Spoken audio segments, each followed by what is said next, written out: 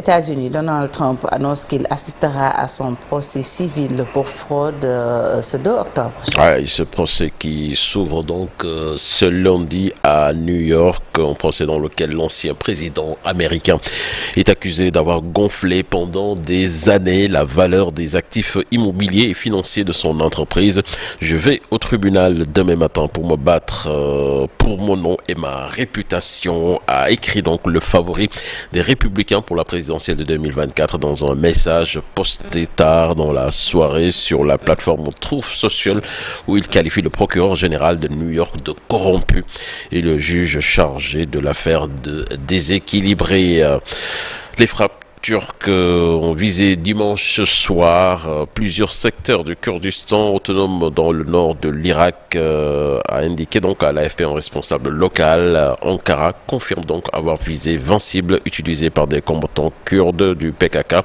Cette intervention intervient quelques heures après une attaque suicide visant le siège de la police à Ankara, revendiquée par le Parti des travailleurs du Kurdistan, PKK, considéré comme une organisation terroriste par Ankara et ses alliés.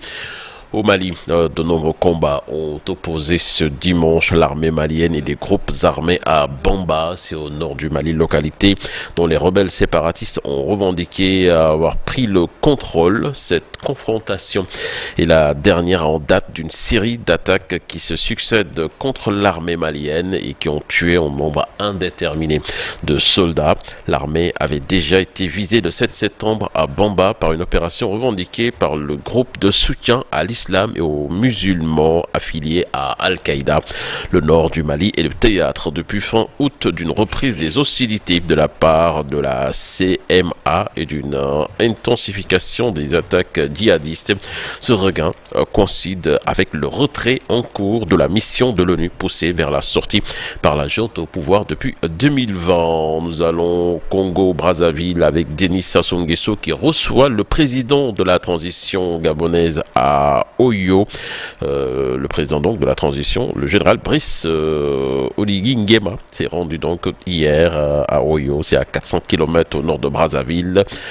Il est allé plaider la restauration du Gabon au sein des institutions sous-régionales, mais aussi relancer les relations en dents de scie entre les deux pays. Et puis pour finir, à Fati, au moins 10 migrants sont morts et 25 autres ont été blessés dimanche 1er octobre lorsqu'un camion dans lequel ils voyageaient clandestinement s'est renversé sur une autoroute de l'état du Chiapas. C'est dans le sud du Mexique, à la frontière avec le Guatemala, selon les autorités locales.